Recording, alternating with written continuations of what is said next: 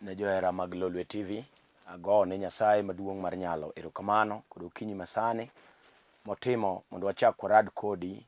Iwera Nyasachwa en Nyasaye ma jang'wono kendo timo ni ng'wono mondo warad okinyi machal kama. Iluonga Reverend Ayub uko, an wuod Nyakach Kandaria, ajal mowar ma opong' gi teko mar maler. Nyasaye notimo na ng'wono mar warruok. Endaja neno ni Yesu ja Nazareth waro ng'ato, ochango to pong' kod teko mar maler. Okinyi ne Nyasaye okela mondo opor wach kodi ne jal moyudo thuolo mosebedo piny mondo winj kuom Nyasaye. Alemo kod kanisa mar St. Meshach Fellowship Church Hera, an e piny Nairobi, kamoro ni Kibra, an kaka jakwath makanyo. Nyasaye ma jang'wono otimo mondo wachak warade. Wasom kodi wach mondiki e kitabu mar Samuel mokwongo. Som koda kuom wach mondiki e kitabu mar Samuel mokwongo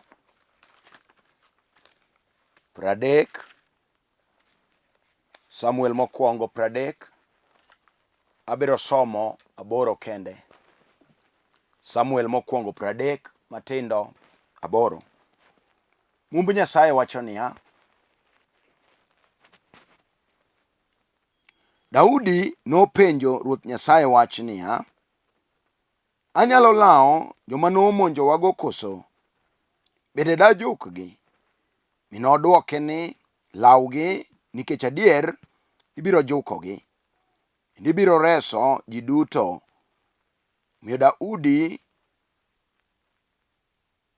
Omiyo Daudi nodhi gi joge duto 600.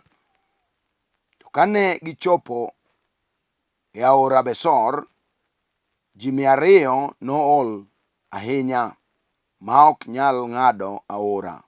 Omiyo ne gidongʼ kanyo, to Daudi gi ji 400 nodhi nyime gi lepo. Walam Nyasaye.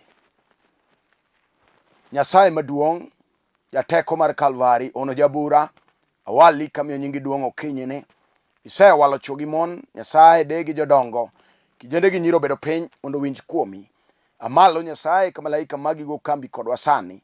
Wach ma ae lewo obed konyruok, obed chang ni jatuo, obed geno. Nyasaye ne jal mageno ne olal. Erokamano jateko, Nyasaye ma ok lo. Awali gokinyi ni yaw paro mar jawinjo gi janeno. Nyasaye ne wach mabiro wuok e lewa sani. Duong' kod pak mondo dugi manyaka chieng'. Awali kamiyo nyingi duong' e nying loch mar Yesu Kristo. Amen. Agone Nyasaye maduong' mar nyalo erokamano di machielo. Wacho ni luonga Reverend Ayub uko, awuod jaduong' John uko piyo, maja Kandaria, ndo alemo kod kanisa mar St. Meshach kaka asewacho. Nyasaye gi ng'wono ne otima mondo abed tung' kawuono gokinyi ne oganda mobedo piny mondo winj kuom wach mondiki. Asomo e muma mar Samuel mokwongo 30 matindo 8. Mago weche manondiki e kinde muma ka Nyasaye wuoyo e dho jonabi, ndo Nyasaye ne wuoyo kod oganda mane nitie kinde no. Muma masomo wuoyo kuom wach manotimore ka lweny nobedo kind oganda moro miluongo jo-Amalek gi oganda mar singruok miluongo oganda Israel. Muma wacho ni e kinde no Daudi wuod Jesse manowuoyi mathuon, manowuoyi majachir, noyudo bedo ruoth dhood Israel mano Juda, korito oganda no nikech Nyasaye nomiye chir, nomiye jing'o, nomiye teko mondo otel na oganda no. Muma wacho ni eka chieng' mar 3 noyudo ka Daudi gi joge notundo Siglag. To jo-Amalek noyudo ka osemonjo yor milambo mar Juda, kendo ne giwang'o Siglag ma giketho. Mwacho ni samane Daudi gi joge oduogo dala, negi po ka ginwang'o ka oganda mag jo Amalek, ma jolwenj Amalek nosemonjo dalano kendo giwang'o Siglag gi mach. Ne gimako mon kanyo gi ji duto matindo kod madongo ma gidhigo, kamano negi kata achiel to ne onge. Mowacho ni sama Daudi gi joge mag lweny nodonjo e dala Siglag, to wach mane gipo ka giradogo ka dalo orwenyogi, kama gichakgo onge, thuon oa e lweny to rado gi lweny. Wachno nogoye kendo nochwade ka sitima mochwado ng'ato. Wachno nomiyo obedo gi kuyo, kata obedo ni noa e lweny moduogo gi loch e lwete, kare jawasigu nomonje gi chien, mokawo gige, momako dala, moketho, mowang'o kod mach. Mowacho ni Daudi gi joge noomo chunygi, mitnegi ywak, ma teko madegimed ywak go norumo. Ka Daudi ka Jesse oneno ka Siglag owang', mowacho ni Daudi nodhier ahinya, kech ogandane kata jogi ne luwo ni mondo chiele gi kite. Niwira ne giparo yawuotgi gi nyigi manosemaki motere twech. To wang' Daudi ka Jesse, wuoyi mathuon, wang' oparo Nyasaye mar singruok. Wacho ni nopenjo Ruoth Nyasaye wach, Nyasaye ma Nyasache. Noparo Nyasaye no. Sama noparo Nyasaye, wacho ni Daudi nochako yudo teko kendo kuom Nyasaye manowane malo. Wach momiyo ochuno wuoyo gi Abiathar mano wuod Ahimelek, nyise ni winjo jadolo, kelna efod mano nanga mar dolo. Ka Daudi oparo ni gini dwaro thuolo mar ariyo, gini dwaro chir, gini dwaro jing'o ka dalo okethore, dalo wuo. Mawacho ni chieng' onogo wang' Daudi oparo Nyasaye no.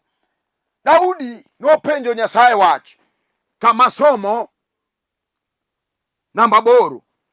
Daudi nopenjo Ruoth Nyasaye wach niya, anyalo lawo joma nomonjowago koso? Bende dajukgi?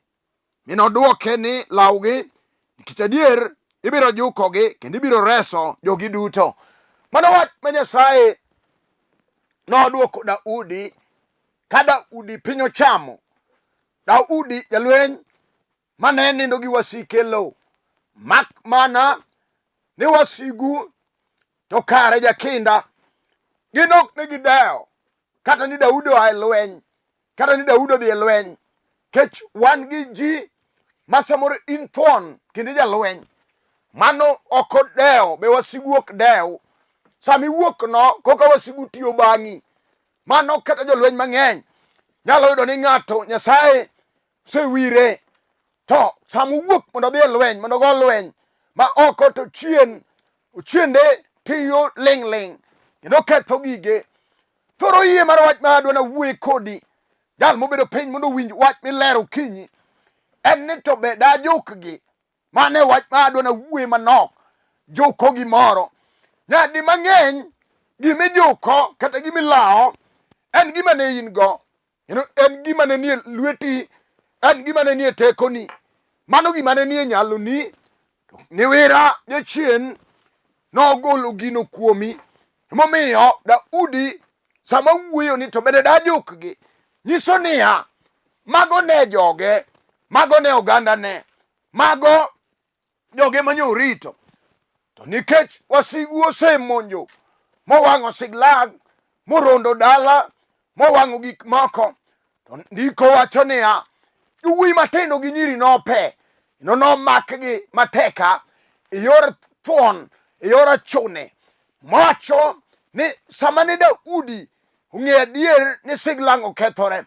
En sama noyudo ka Ahinoam manyar Jezreel omaki, ochako yudo ka Bethsheba machi Nabal mano jakamel, mago monde Daudi, mago be nomaki yor thuono kendo notere twech.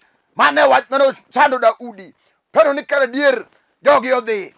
Mane wach mano mae kwe, mane wach mano miyo chung ka piny oruenye, mane wach momiyo kata ne en thuon to winjo adier ka soko goye wang'o chomo Ruoth Nyasaye to penjo ni beda lawo ma anyalo lawo joma nomonjowago, to bed Dajukgi koso.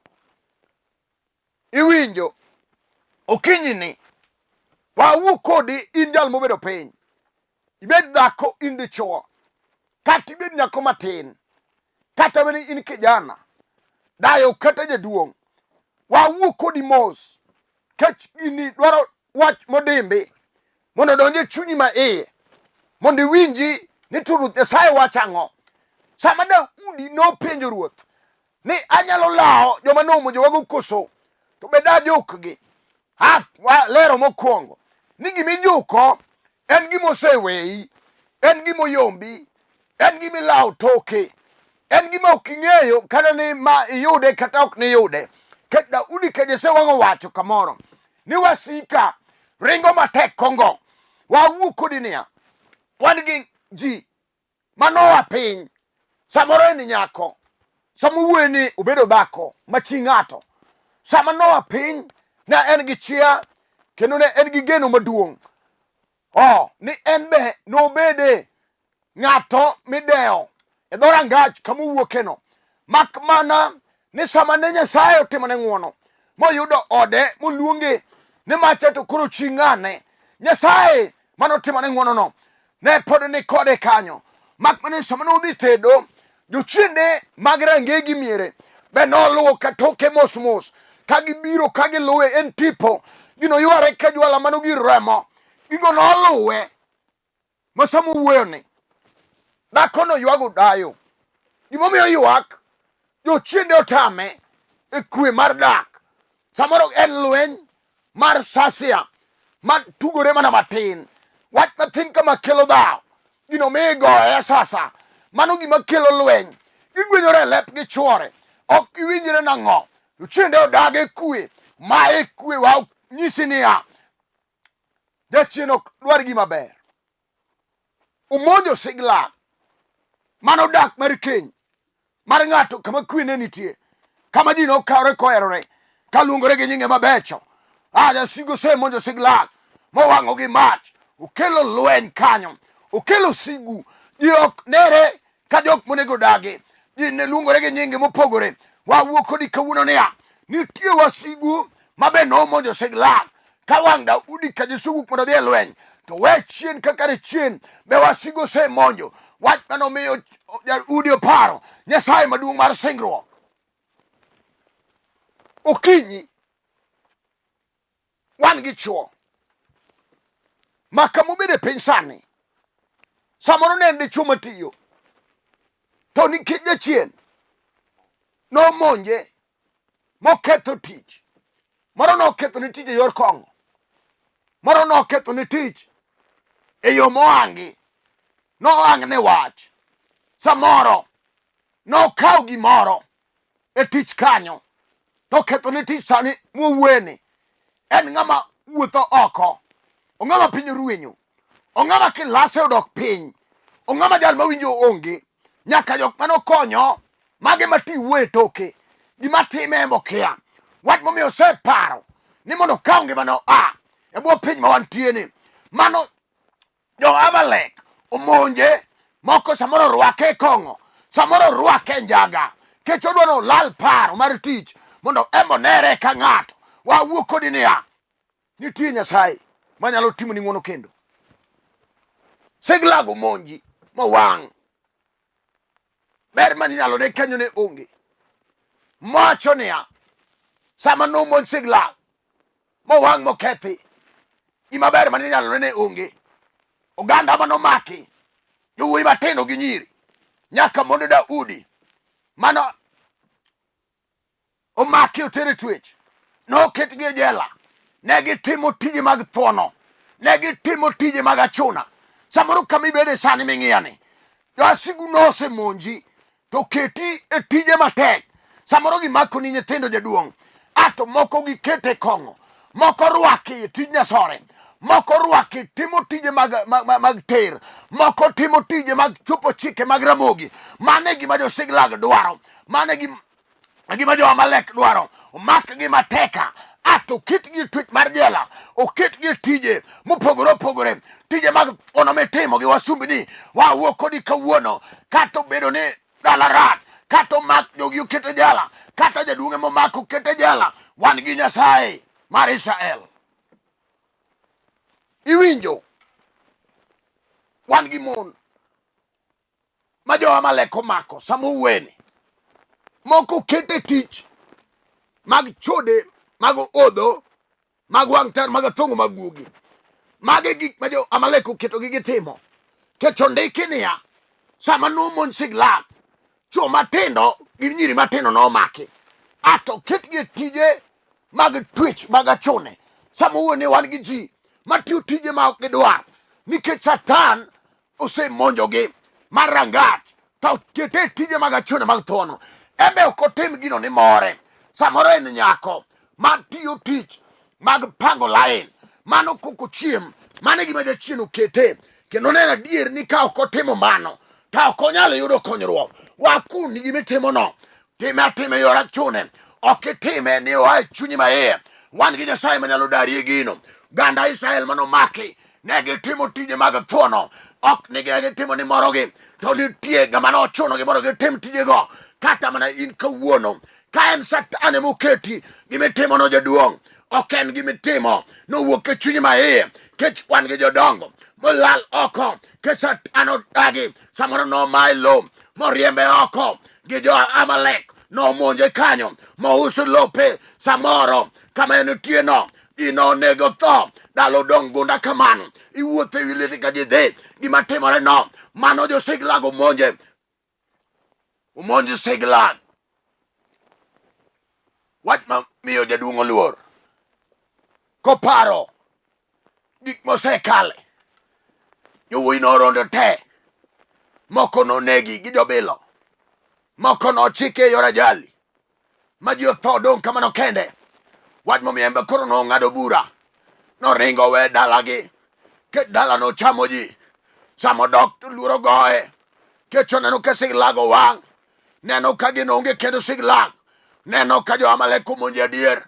Samoro monji jaduong', mone mikawo to dhi, onge mako madong' kodi kama.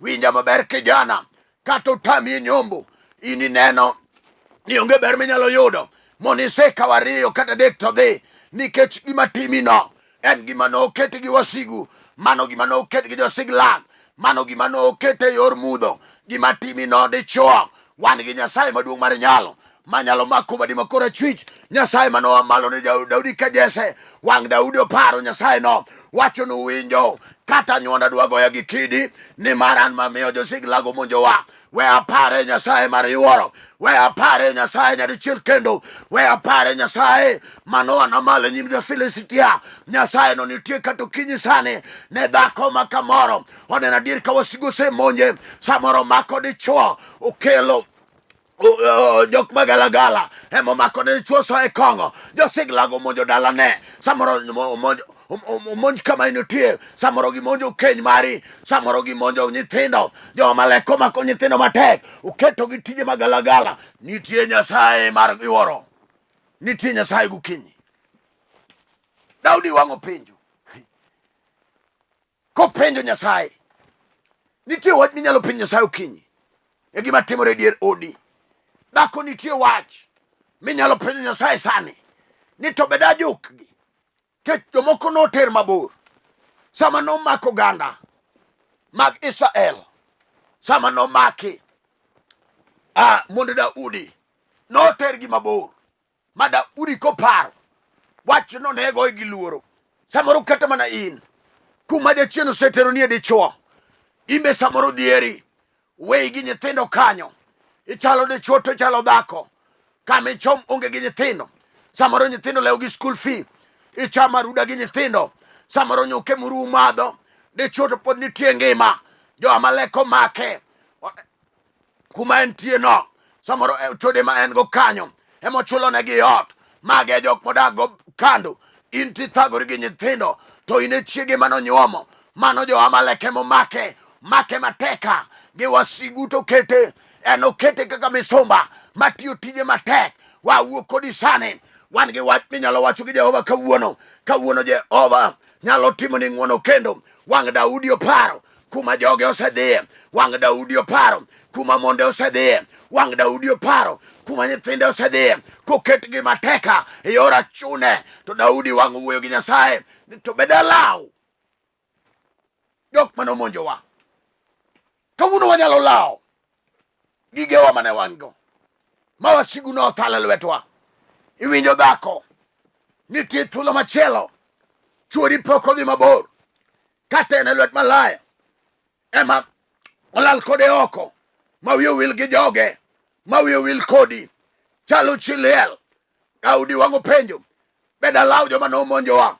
Choka choka chir, ichwone lweti, Nyasaye nyalo duoge lweti sani, kata ineno nodhi mabor. Daudi openjo niya, beda jukgi, wan gi Nyasaye mako badi makora chwich, tibiro juke. Kata ineno ka ochalo gweno motengo make dhoge kadhigo, kata ochalo mana nyang' momako dhiang' dhaora, to un dhiang' neno. Kawuono wan gi Nyasaye manyalo miyo gobi rek kamotunde no. Nyasaye nitie manyalo ywaye kendo. Jal mabaro timo chuma no ene manogolo ganda Israel e piny ongoro, piny chong, ka jo Misri go matek, to mako gi uketo gi e jela. Kata marino nyalore nying Yesu. Iwinjo? Kata jo Amalek ogoni matek dhako, ok inyal neno koth oguchi, omako iyo ok inyal nyuol. Samoro keti gi rariw, samoro keti gi sigeta, gimaber minyalo neno onge. Inimako to gore piny. Samoro kiso ni chamo ni nyithindo, mago jo Amalek moketi twech, kaka noketo gana Israel e twech. Wang kawuono ka ng'ato wang paro Nyasaye manyalo timo ne ng'wono, wang Daudi penjo ni beda jukgi. Kawuono nyalo juko mbeseni, kata chunyi osea neno ka nyiri manusomogo moko noseyudo utegi. In podi lewo, podi kwam, in podi luongi, podi irito oche, in mebodho oche mag mbeseni, ka in kamichom onge. Samoro isenyuol nyako, nyithindi duoko ne mama, mane magithagore kamano. In titiyo tiyo pamo oko. Wan gi Nyasaye ma ja uyuoro, wan gi Nyasaye ma japar ji kendo, wan gi Nyasaye manyalo mi lawo joma noyombi miyudi okodewore dichuo, kata negi ani piny, kata gi rondi, kata gi kaw mwendo ni te. Iwinjo kata noketh ni tich, kata kes emiyalo ma pesa ni nitiyogo te, kama ne yale tire kot. Wawuok kodi kawuono, wan gi Nyasaye ma jayuoro, mano mako wa Daudi ka Jesse, mano ochomo wasike ter, muma wacho niya, chieng' onogo Daudi noa piny, ka Nyasaye nonyise ni Lawgi diere ibiro jukogi, inires jogi te. Mano kodewore kawuono, kata nokawe chon, kata nomake chon, kata norondi chon, kata noloki raura, kata in janeko. Wan gi Nyasaye mane tek, manyalo choma jo Amalek tir, kata gin mabor, kata nodhi kodgi chon. Nyasaye nitie mar yuoro, Nyasaye nitie mar nyono, Nyasaye nitie mar teko, Nyasaye nitie manyalo pari kendo jarchielo. Nikech in ema nyaka itim uamuzi. Chunyi wuoyo nang'o? Kati nyathi kich, jonyuolni notho chon, owei kamano. Nyasaye nitie manyalo timo ni ng'wono. Nyasaye manoparo Daudi ka Jesse, ma wang'o reso monde gi nyithindo, mumane wacho niya, nitie joge ne dwa goyi gi kite, ke ne paro nyithindgi, nyigi matindo gi jowuoyi, manomaki gi wasigu. Nikech Daudi, wachno nomiyo Daudi oparo. Nyasaye nodwoko ne teko kendo, kata ise ol mama, kata tuo ketho dendi, kata ineni ka ng'ama dhi tho, jaduong' kata ipogo lopi, to pod ngima pod ineno. Wan gi Nyasaye manyalo duogo ni teko kendo, mano duogo ne Daudi ka Jesse teko. Yie monego donji ni maka chir matin, mondo walam kodi Nyasaye matek. Maka chir, rwaka rwaka yie jaduong', onge gima osekethore. Wan gi Nyasaye manomiyo Daudi noreso joge e lwet wasike. Kata mana in Nyasaye nyalo timo ni ng'wono michak imak gigi manoseyombi chon. Inyalo juko gigi ma wasigu nosedhigo. Inyalo juko gigi ma wasigu noselalgo. Inyalo reso nyithindo ma oselal e kong'o. Inyalo reso nyaka dichuo ma oselal oko. Inyalo reso kata dhako ma nyose wuok kuomi moluongi ni dal maonge dhako, samoro luongi ni misumba. Kawuono Nyasaye moselimo ema, Nyasaye mosedonjo Maka TV kama initie, Maka TV kirwako yie e gima olalni no. Rwaka yie kawuono ibiro juke. Ket Nyasaye maduong' ma bade tek osewuoyo na diere Lawgi, in juki kendo. Kata ang'o manosedhi, kata loye manosedhi, Nyasaye nitie. Gaga chungi piny kinyalo ting'o badi kama intie no, mondo olam kodi Nyasaye. Nyasaye ma jaduog gige ji, kata ne dweti odong' nono, Nyasaye biro duogoni kendo. Ka ng'ato rwako yie sani, Daudi no gige nowe, gige noyombe nodhi mabor, to Nyasaye nowuoyo na diere Lawgi ne joki. Kata mana in ibiro juko gik manosedhi mabor, kata mbese manoyombi. Wan gi Yesu nainai milawgo mbese. Ka ng'ato rwako Yesu, kata gik moko nosekethore, kata nyiero duong', kata ji ne jare, kata tuo ketho dende, kata geno ne nosedhi, to ka ng'ato oyudo Yesu to oyudo geno kendo. We olam kodi Nyasaye mar nyalo. Wagoni diero kamano. Achiel mar apar mar polo, Nyasaye mabade tek mosiko, mane wuoyo gi Daudi ka Jese kaseglago wang' ber onge. Nyasaye ni apiny ma Daudi noyudo gige kendo. Sama Daudi nopenji da lawo jogo manosemonjowa koso, ni miye Nyasaye ni Lawgi ni jogi adier. Kawuono ne dhakoni ma gige osewene, ne dhako madichuo we papni, Nyasaye ka chuoro lal oko, dong' kende kudier dala. Nyasaye kawuono we ojuko chuore kama nitie, kokalo kuom teko mar remo mar Ruoth Yesu Kristo jateko. Erokamano Nyasaye ni kijanani, Nyasaye ma skul fee otamo, ne Nyasaye moriembo koni, ne kimirwa ni Nyasaye. Ane dichuo ni malo sani, pare jaduong' ni japuonj ma malo dong' gunda, dong' gi lwete no dong' chwata. Ane malo Nyasachwa, ne nyako madwa dhi katedo, to josigla jo-Amalek odagi make mateka, kete gi tije Nyasaye matek. Kawuono kuom ng'wono mar nyalo mar ono, ane nyako ni malo sani, par mama ni Nyasaye ma jochiende otame nyithindo. Ane malo kiyao igi kifungu, kechine wuon kifungu maduong'. Timne ng'wono Nyasachwa, nyaka ma chunye leteni, nyaka madwa dere sani ni. Ane malo kitimone ng'wono, ane malo Nyasaye ma ok lo, ane malo Nyasaye maduong' mar nyalo mar ono, duong' go pako duong' ni manyaka chieng'. Ane malo Nyasaye nyaka ma yalo kes mar lo ni Nyasaye, pare Nyasaye kod sani ma mwandu nene. Ane malo sani, nikech in kendi emiromo wa nyaka chieng'. Asepuoyi kadhi alimo siko adiera e nying loch mar Yesu Kristo. Amen. Amen. An mana wuoyo kodu, iluonga Reverend Ayub uko, wuode Nyakach Kandaria. Kaka asewacho, alemo kod kanisa mar St. Meshach Fellowship Church. Kanisa kama antie, ane piny Nairobi Kibra. Nairobi ka wan gi branches mang'eny. Wan gi branch Kariobangi North, Kariobangi South, motelnego wadwa Ezekia Abuya ma wuod Mikaya, gi Mama Teri. Nyasaye mondo gwedho piny Ruiru, Nyasaye mondo gwedh Ruiru te. Nyasaye mondo par jowa man Mombasa, Sam Ngachra motelo branch ma Mombasa, Nyasaye oting'u malo te. Nyasaye mondo par jo kanisa wa man Kisumu, Polyview headquarter, Nyasaye oting'u malo. Par Jaero, opar Jorabuor, opar kanisa Nyakach Thurwa kama otelnegi wadwa Pastor Dana Buto. Nyasaye mondo ting' kanon malo, kanon man kanyo Sedekia Kasuku. Nyasaye oting'u malo gi jodongo te, owadwa Ogony, jaduong' Aroko, kod chairman Mwalimu Francis Manyala. Nyasaye mondo ting'u malo te, gi japuonj manyien Timothy Omondi Magero. Nyasaye mondo timnu ng'wono, gi Mama Ruth oting'u malo. Nyasaye oparo kanisa Mapundo, opar John Ndege, opar kanisa wa Malara nyaka Miriu. Nyasachwa mondo timnu ng'wono. Ne ng'ama dwa biro kama antie, an Kibra, Karanja, idho gari na Baboro town, keli kamoro ni Karanja. wan but Rael Education Center kanyo mwachokore e kanisa wa kanyo. Wan gi dara te, wan gi deliverance team. Ka idwaro ni mondo ibed delivered, deliverance team ni kanyo. Wan gi mine madongo mapuonjo dak, Mama Beatrice Aduro Gere, Miriam Okinyo. Nyasaye mondo timnu ng'wono, oting'u malo. Wan gi jodongo be mang'ado rieko kanyo. Wan gi Deacon Waltoyo, Lerida Samuel Adongo. Wan gi Mwalimu Rosnora gi Lerida Evelyn Akuku. Nyasaye mondo oting'u malo. Atimo mos ne owadwa mowito mama ne Emmanuel ma jaod Miriam. Nyasaye mondo oket chuny Sipora kamokwe piny game. Mosura ahinya, Nyasaye mondo chung kodu.